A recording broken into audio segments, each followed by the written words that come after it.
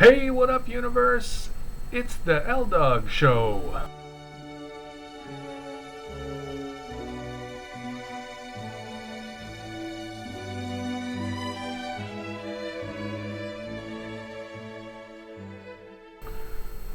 So, going with a slightly different music feel today because today's topic is a little bit more subdued.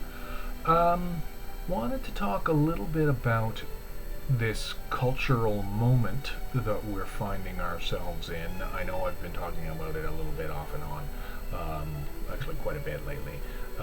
So, bear with me. I don't want to sound like a broken record, but it is a major event in our lifetime that we need to sit with and really begin to understand and feel before we can move forward and make the necessary changes to our society. Now, of course, talking about the murder of George Floyd by the Minneapolis Police Department, which then led to a massive uprising of the black community in the U.S. and around the world, which then opened up the conversation around systemic racism across the board. And we're not just talking about black communities, but we're talking about in Canada we have a huge problem with indigenous communities, and I'm sure in other countries there are other issues with marginalized populations. The best description that I've been able to find recently about this, as I call it, this cultural moment, is likening things to the fact that, or the idea rather, that we have been forced to open up and look at the junk drawer of society. So, when you're moving or you're doing your spring cleaning or what have you, and you open up your junk drawer, because everybody's got a junk drawer in their kitchen or in their office or what have you. Well, you open up that junk drawer, you're forced to now sit with it and decide what you're going to keep and what you're going to discard. You can't just close the drawer and forget about it again. The society, this cultural moment is not allowing us to close that drawer and forget about it again.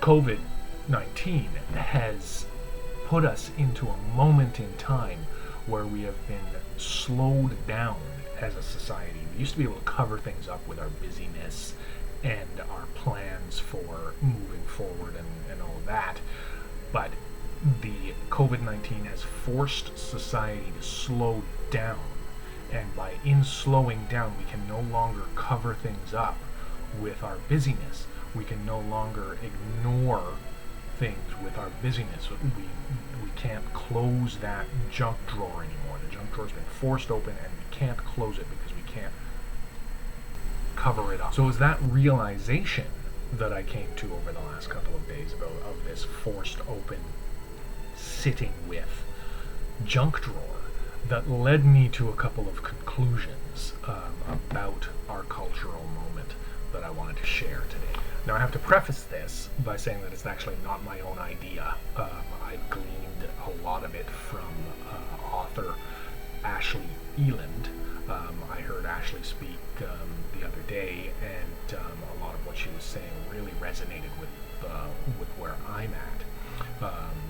She published a book at the beginning of April, which was at the beginning of this whole COVID thing, called Humankind.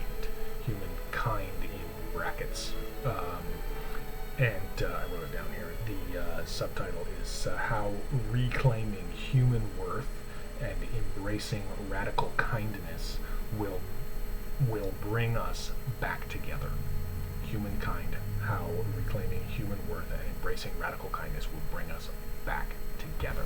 So the first thing that I gleaned from that is this idea that we need to rethink how we interact with and serve one another.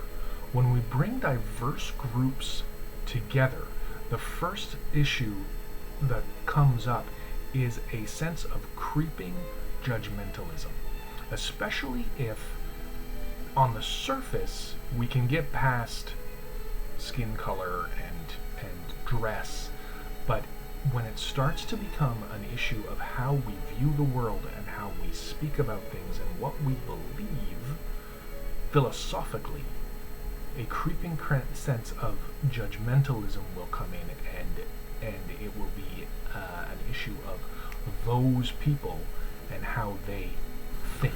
The second thing that came up was the idea that much of the work that's going to be done in reconciliation is going to be done in what she referred to as the hidden places.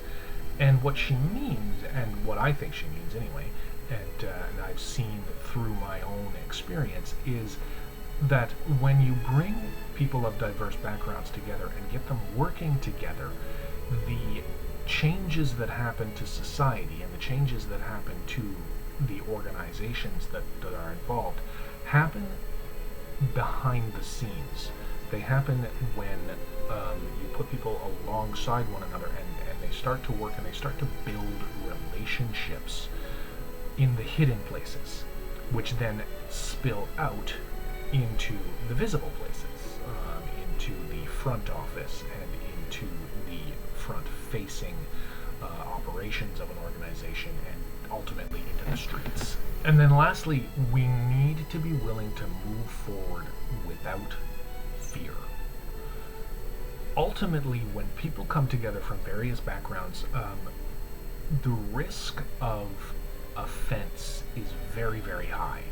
And people are afraid to say the wrong thing, or do the wrong thing, or act in a way that might be misconstrued. We have to be able to move forward and act without that fear. Yes, people are going to say the wrong things. Yes, people are going to do the wrong things. Yes, people might become offended. But if we do it with an open heart and an open mind, those kinds of minor offenses and slights can be addressed immediately and dealt with, brought into the open and dealt with.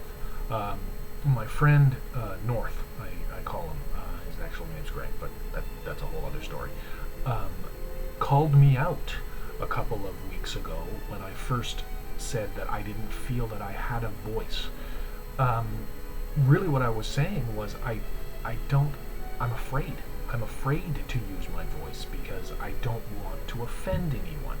And his response back to me was, go ahead and offend people as long as you are willing to learn through the process. So that's why I'm actually posting today. Thanks, Greg North, for calling me out. That's really all I've got for today.